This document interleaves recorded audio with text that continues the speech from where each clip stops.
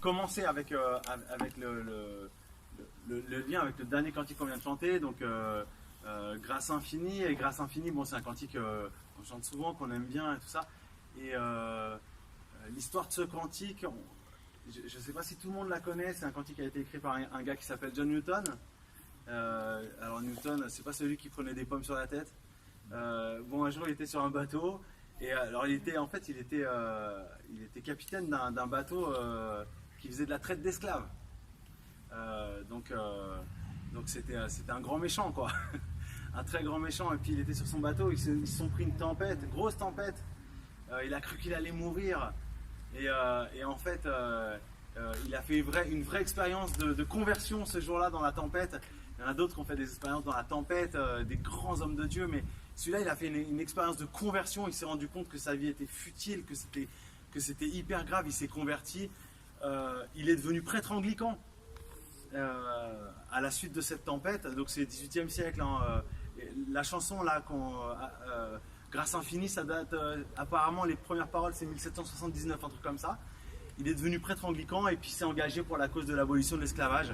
Et c'est comme ça qu'après aussi ce cantique, c'est devenu, bon, non seulement il est merveilleux ce cantique, mais en plus c'est un symbole. C'est vraiment un symbole, parce que il est écrit par un gars qui a connu le péché, qui a connu l'esclavage, mais du côté des bourreaux, et qui s'en est repenti, qui s'est ouvert pour Dieu. Voilà. Et donc du coup, je fais la transition parce qu'en fait, je voulais évidemment, j'avais à cœur ces dernières semaines qu'on puisse méditer à notre place dans ce monde, Comment on fait pour avoir une attitude, des paroles, une manière de se positionner qui soit juste dans un monde où il y a tellement d'injustice. Quelle est la place juste dans un monde injuste? C'est difficile. Comment on fait pour ne pas blesser les uns les autres, ne pas accuser les uns et les autres à tort et à travers, n'importe comment, ne pas rentrer dans des querelles qui sont des querelles partisanes, et voilà. Et donc du coup, voilà, j'avais plusieurs textes à cœur parce qu'en fait, je crois qu'il y a des problèmes qui sont des problèmes contemporains. Problème contemporain, c'est toujours difficile de savoir ce que c'est qu'un problème contemporain. Il y a tellement de récupération, tellement de trucs bizarres et tout ça, on ne sait jamais. Mais dans la Bible, il y a l'exposé des problèmes éternels. Et je ne pense pas qu'il y ait un problème moderne qui ne soit pas déjà dans sa racine traité dans l'Écriture. Je voulais vous partager ce texte de Paul, que Paul a écrit aux Philippiens. C'est chapitre 2. Le Christ vous rend plus fort, son amour vous donne du courage et son esprit vous unit. Vous êtes pleins de tendresse et de pitié les uns pour les autres. C'est vrai, n'est-ce pas? Eh bien, remplissez-moi de joie en vous mettant d'accord. Ayez un même amour, un même cœur, une même pensée. Ne faites rien pour passer devant les autres ou pour que les autres vous admirent. Cela ne vaut rien. Au contraire, soyez simples et pensez que les autres sont meilleurs que vous. Ne cherchez pas votre intérêt à vous, mais cherchez l'intérêt des autres. Entre vous, conduisez-vous comme des gens unis au Christ Jésus. Il y a quelque chose qui m'a interpellé dans ce texte de Paul, mais dans l'attitude de Paul en général. Paul, il ressemble un peu à John Newton. C'est un grand méchant qui est devenu sympa. Il y a un truc que Paul sait, en fait, peut-être mieux que les autres. Il sait que le cœur de l'homme est méchant. Parce que lui, il a été vraiment méchant. Il a manifesté ce que son cœur était. Et du coup, il s'est rendu compte de ce qu'était vraiment l'homme. Et je pense que y a vraiment une vérité que la Bible évoque et qui est très difficile à recevoir. Hein. C'est vrai, c'est vraiment une des vérités de la Bible qu'on a le plus de mal à entendre. Je crois que l'amour de Dieu, c'est quelque chose, il y a des gens qui y croient, il y a des gens qui n'y croient pas, mais finalement, les gens qui n'y croient pas se disent bon, ça fait mal à personne si le mec y croit qu'il y a un bon Dieu au-dessus de sa tête. C'est pas très grave. Par contre, il y a des choses dans la Bible qui sont dures à croire et qui mettent les gens en pétard. Et notamment, c'est le discours de la Bible qui dit que l'homme est méchant. L'homme est mauvais. C'est un discours qui est fondamental dans la Bible, que l'homme est pécheur, qu'il se retournait contre son Créateur, qu'il est retourné sur lui-même, il est plein d'égoïsme, plein d'égocentrisme. Et c'est hyper important en fait. C'est hyper important de voir ça dans la Bible et de comprendre en fait à travers toute l'histoire de l'humanité qui est décrite dans la Bible. C'est l'histoire de l'humanité. C'est pas que l'histoire de peuples lointains, c'est mon histoire. Et mon histoire en fait, elle est faite d'alliances potentielles, des alliances contre nature, mais pour toujours moi, je, m'en sortir mieux. Et finalement, en fait, il y a dans la Bible la clé de tous les problèmes sociaux dont on pourrait parler. Bon, en ce moment, évidemment, il y a la question du racisme qui est revenue en pleine lumière avec beaucoup de choses qui ont été dévoilées, montrées. Il y a tout ce sujet-là. Il y a quelques mois encore, c'était plutôt la question de la cause des femmes qui était mis sur toutes les mise en lumière partout. Et à chaque fois dans ces situations-là, il y a quelque chose qui est très complexe, parce que en fait, il y a beaucoup de gens qui sont hyper blessés dans ces causes-là. Il y a des victimes graves dans ces causes-là. De l'autre côté, il y a des accusations qui sont graves aussi. Et en fait, on est dans des situations où on ne sait jamais comment le prendre. Il y a des hommes qui se révoltent, qui disent mais alors quoi, c'est nous, on est tous pourris, qu'est-ce que c'est que ça, on nous met au pilori, moi c'est pas vrai, je me suis jamais comporté comme ça, c'est quoi ce délire et tout ça. Il y a des blancs qui vont dire voilà, mais qu'est-ce que c'est que ça, nous depuis quand on peut dire qu'on est raciste, qu'est-ce qui s'est passé, etc. Et du coup en fait, entre les gens qui sont blessés et les gens qui sont blessés, qu'on dise qu'ils sont blessés par les autres qui sont blessés, en fait, il se passe des trucs très très compliqués. On ne sait pas quelle est la parole juste. C'est quoi, t'es chrétien, comment tu fais pour avoir une parole, une attitude qui soit juste dans ce monde où tout le monde est à fleur de peau, où c'est hyper, enfin voilà, c'est hyper complexe. Et c'est très très. Moi, parfois, je suis un peu embêté parce que je crois que moi, ça m'embêterait d'être utilisé dans des combats qui ne sont pas les miens, ou d'être obligé par la pression de rallier une cause que je suivrais du bout des lèvres pour passer pour un mec bien. Ouais. Là, je crois qu'on touche du doigt un truc. C'est que c'est des moments où en fait, il y a beaucoup ce qui se niche dans notre cœur, il y a ça aussi.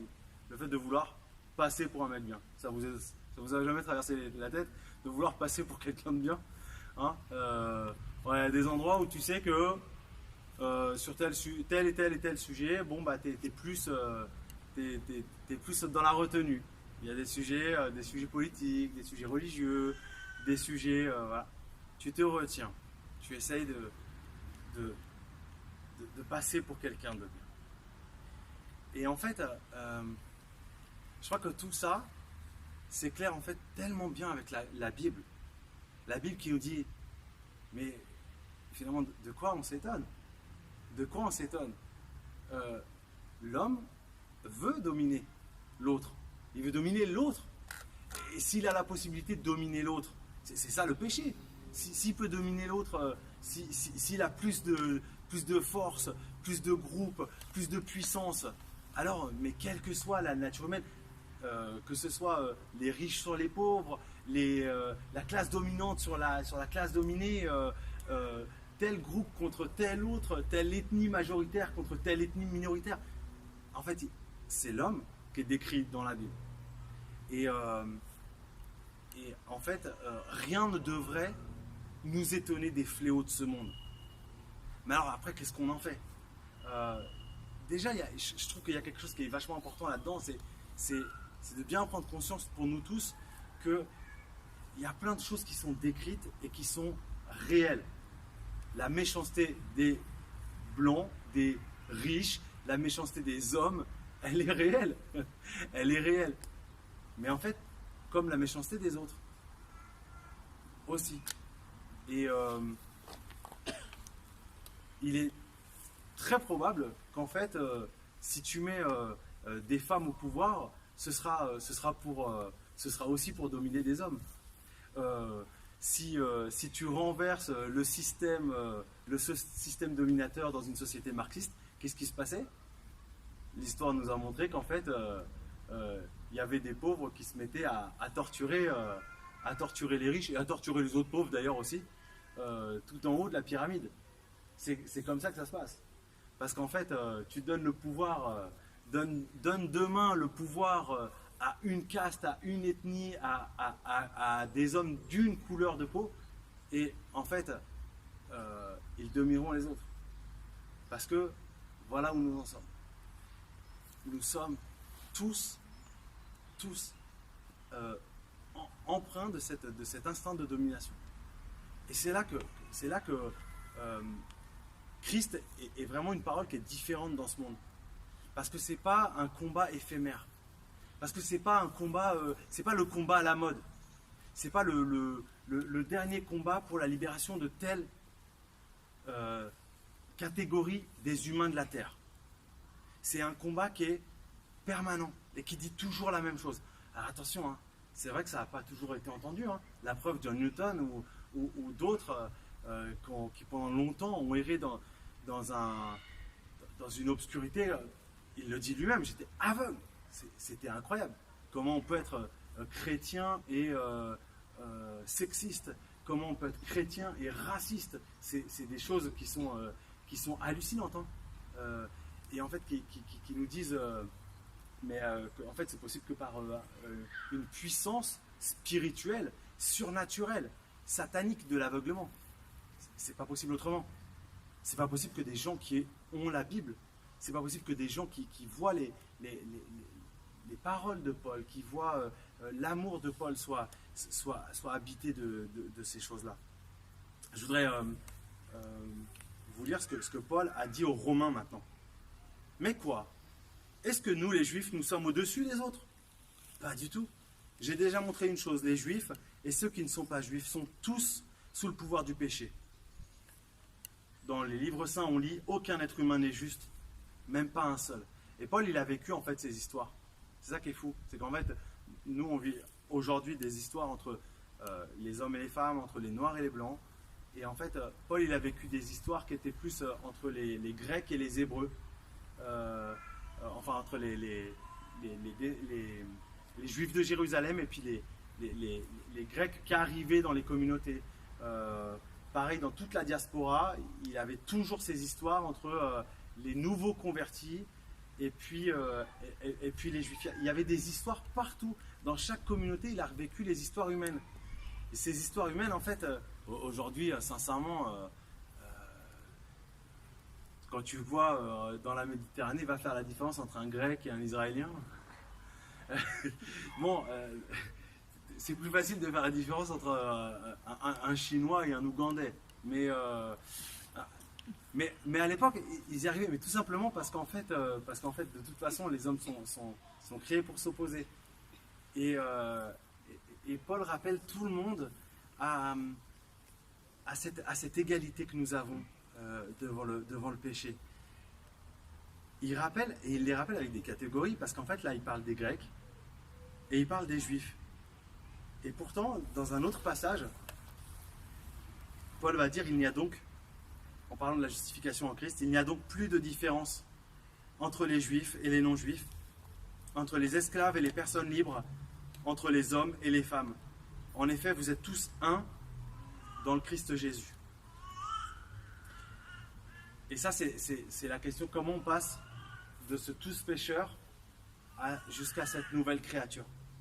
On y passe par la justification de Christ. Et en fait, si on peut justement recevoir comme une bonne nouvelle le fait d'être tous pécheurs, c'est qu'en fait nous avons tous besoin de Christ. Christ est notre justice. Christ est notre justice, ça veut dire plusieurs choses. Je ne sais pas si on a toujours en tête Christ notre justice. Qu'est-ce que ça veut dire? Ça veut dire qu'en fait, Christ est la justice de tous les opprimés de ce monde.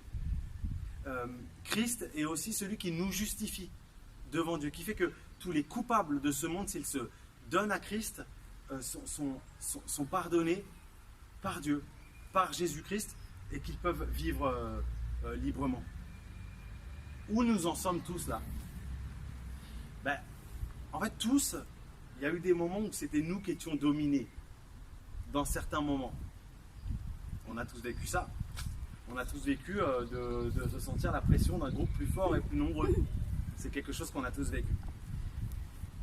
Christ, notre justice, c'est aussi de dire que c'est lui qui nous rendra justice.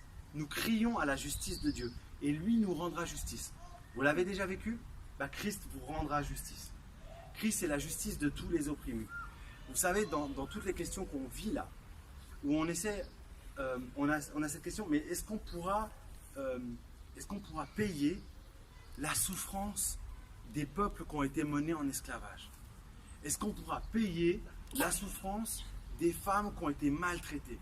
Est-ce qu'on pourra payer la souffrance de la classe ouvrière qui a été spoliée à travers les générations? Mais qui peut rendre ça? Qui le peut? Quel État le peut? Quelle représentation humaine peut rendre ça? Qui peut payer pour la souffrance des siècles et des siècles? Qui peut? Qui le peut? Et Dieu est le seul qui peut. Dieu est le seul qui peut. Et ça veut dire aussi, c'est-à-dire que quel que soit ton sentiment de culpabilité, notre sentiment de culpabilité, qui n'est pas volé, hein, nous ne l'avons pas volé, sentiment de culpabilité, puisque nous sommes tous des pécheurs. Mais nous pouvons remettre à Dieu le fait que c'est lui la justice. Il y a quelque chose dans ce monde qui ne peut pas être rétribué. Et en fait, nous n'avons pas à vivre avec cette culpabilité infinie, parce que nous croyons que Dieu est la justice des opprimés. Nous croyons ça. Je vous invite à méditer ce que ça veut dire aussi dans toutes les luttes de ce monde. Ça veut dire que, en fait, vous savez, il y a tellement de polémiques aujourd'hui. Qui doit s'excuser? Comment ça se passe, la repentance des uns des autres? Et tout le monde réfléchit à ça en ce moment. Qu'est-ce qu'il est juste de faire? Moi, je n'ai pas du tout envie de me prononcer pour la France, les uns, les autres et tout ça. C'est pas mon histoire. Moi, je vous dis qu'en fait, j'ai des raisons personnelles de me repentir de bien des choses. De bien des choses. Et de me repentir moi-même, pour moi-même, de ce que dans plein de situations de ma vie, en fait, j'ai utilisé les autres. Tu l'as jamais fait? Jamais? Est-ce que jamais tu as utilisé une situation où tu étais en force? Est-ce que jamais on a utilisé une situation où on savait qu'on était plus nombreux pour faire passer des idées, un peu par la force? Est-ce que jamais on a utilisé cette manière de passer au-dessus des autres, de dominer? Moi, je me repens pour tout ça parce que je peux vous dire qu'il y en a des situations. Quand tu as été un oppresseur, comme John Newton ou comme Paul ou comme n'importe qui ici, mais je vous garantis comme moi, en fait, il y a des trucs pour lesquels je ne pourrais jamais payer moi. Tu sais, il y a du mal que tu fais et après, en fait, tu sais peu, tu es parti. Je sais pas moi, quand tu étais jeune, tu as bien fait du mal à des gens, vous avez fait du mal à je sais pas, mesdames, est-ce que vous avez fait du mal à des hommes? Qui a fait du mal à son prochain? Et puis après, on est parti, on n'a plus jamais rien vu, et tout ça, on ne sait pas ce qui s'est passé. Tu ne saurais même pas comment aller t'excuser auprès des gens, tellement t'es loin. Et bien, il y a un moment donné, en fait, le fait de savoir que Dieu est un justicier, et que même mes erreurs auprès des gens, en fait, il est ma justice. Il me couvre de ça aussi. C'est-à-dire que je sais que finalement, moi je sais très bien qu'il y a des gens que j'ai énormément fait souffrir, notamment quand j'étais jeune. Et bien vous savez, les gens que j'ai fait souffrir quand j'étais jeune, quelque part je sais que j'ai un Dieu qui rendra mieux que moi-même je n'aurais pu le faire. Voilà, si j'avais pu. Est-ce que vous sentez ce que ça veut dire dans notre vie? Ce que ça veut dire dans notre manière de nous comporter par rapport à toutes ces batailles du monde? où on entend de la souffrance, où on entend de la colère, où on entend des injustices qui se déchaînent, elles se déchaînent. C'est la parole des cœurs brisés. C'est le cri des cœurs brisés. C'est le cri des cœurs brisés. Et nous avons un Dieu. Et nous prions ce Dieu. Et nous demandons justice par ce Dieu-là. La nouvelle créature, c'est ce que nous aspirons à être. On aspire à vraiment devenir exactement cette nouvelle créature. Le Saint-Esprit. Le Saint-Esprit est celui qui nous fait devenir quelqu'un de nouveau. Et moi, je le sens en moi. Vous le sentez? Vous sentez que vous avez changé de manière de penser? Vous sentez quand vous entendez les luttes de ce monde? Est-ce que vous sentez une inadaptation profonde à ce monde? Est-ce que vous sentez une incompréhension profonde pour les structures de ce monde? Un truc qui vous fait... Pourquoi on pense comme ça? Pourquoi les mecs comme ça, pourquoi ils pensent comme ça? Comment ils arrivent à penser encore comme ça? Quand on vous montre des images ou quand vous entendez des propos racistes, en fait, une incompréhension fondamentale, profonde, une souffrance intérieure qui dit quel est le degré de captivité existentielle, spirituelle, psychologique qui fait qu'on pense comme ça. Qu'est-ce qui se passe dans le cœur pour qu'on puisse penser comme ça? Ça vous a déjà étreint, ça? Cette pitié, cette profonde compassion pour le mec qui pense à l'envers, le mec qui marche sur la tête. Et la nouvelle créature, en fait, elle a une part où elle ne voit même plus ces choses-là. Alors attention, c'est marrant parce que Paul dit il n'y a plus l'homme et la femme, il n'y a plus ni juif ni grec, il n'y a plus ni esclave ni homme libre. Mais il utilise des catégories qui sont bien présentes. Et donc il sait encore ce que c'est qu'un homme et ce que c'est qu'une femme. Ce qui fait que ça lui permet aussi concrètement, il n'est pas en train de nager dans le brouillard. Hein. Ça veut dire que il peut encore voir ce que c'est que du sexisme ou du racisme, concrètement. Hein. Mais lui, il ne le voit plus pour lui-même, il ne le voit plus à partir de lui-même. Il le voit dans ce qui se passe chez l'autre. C'est-à-dire, grosso modo, si on applique cette nouvelle naissance et quelles en sont les conséquences pour nous-mêmes, ça veut dire qu'en fait, par exemple, moi je ne vois plus noir et blanc. Je ne vois plus ce que c'est qu'un homme noir, une femme blanche, je ne vois plus ce que c'est. Sauf quand, effectivement, il y a une situation de raciste et où je le vois dans les yeux de celui qui voit un homme noir inférieur ou de celui qui voit une femme blanche inférieure. C'est que dans les yeux des autres hommes, c'est dans ma compassion à cette fraternité humaine que je vois encore qu'il y a effectivement des noirs et des blancs, qu'il y a des pauvres et qu'il y a des riches, et qu'il y a l'homme et il y a la femme. Mais c'est plus à partir de moi-même, c'est pour les autres que je le vois encore. C'est pour les autres. Et du coup, je vous invite vraiment à méditer ce que ça veut dire pour nous, un positionnement juste, c'est-à-dire pas un positionnement lâche et hors du monde qui se campe dans un discours ultra spi. Non, quelque chose qui est vraiment concret, qui voit encore les oppressions de ce monde, parce que c'est trop facile de prier à l'église et de ne pas voir qu'il y a des gens qui sont opprimés, de ne pas voir qu'il y a des gens qui sont maltraités. Ce serait trop facile. Mais de le voir que à partir de ce qui se passe. Pas nous. Nous ne faisons aucune différence entre les pauvres et les riches, entre les hommes et les femmes. Vous savez, c'est une bataille. C'est une bataille parce que la vieille nature, elle est là. Hein. C'est une vraie bataille. De reconstituer des groupes. Je crois qu'il y a toujours... Là, les catégories qu'on a employées ne délimitent pas la capacité qu'ont des hommes à se moquer d'autres hommes. Et on recrée toujours. Il y aura toujours les mecs des villes contre les bouseux. Il y aura toujours les Parisiens contre les provinciaux. Tu recréeras toujours des groupes et des groupes. Et il y a des gens qui seront tellement fiers de ne pas être racistes, tellement fiers de ne pas être sexistes, tellement fiers de ne pas être comme ces gros beaufs. Vous voyez ce que je veux dire? Il y a toujours des gens qui seront fiers de leur propre justice et qui mépriseront tous ces beaufs qui ne pensent pas comme eux. Voilà, je vous invite à méditer le mal qui est là. Satan qui veut percer nos cœurs et qui veut encore une fois diviser notre humanité. C'est son rôle, son but. Il est là, il nous traque. Et là aujourd'hui, il nous tend des pièges. Il nous tend des pièges avec toutes les questions sociétales. Il nous tend des pièges encore pour nous diviser. Il nous tend des pièges pour qu'on voit à travers ces catégories, pour qu'on voit le monde à travers ces catégories. Et nous, on est piégés dans un combat. Est-ce qu'on rentre dans les combats du monde? Est-ce qu'on n'y rentre pas? Je vous invite, mes frères et sœurs, vraiment, je vous invite à ce qu'on commence par une repentance personnelle. Moi, je n'ai pas l'intention de m'engager pour la cause des Noirs, la cause des femmes, la cause des pauvres, la cause des Indiens.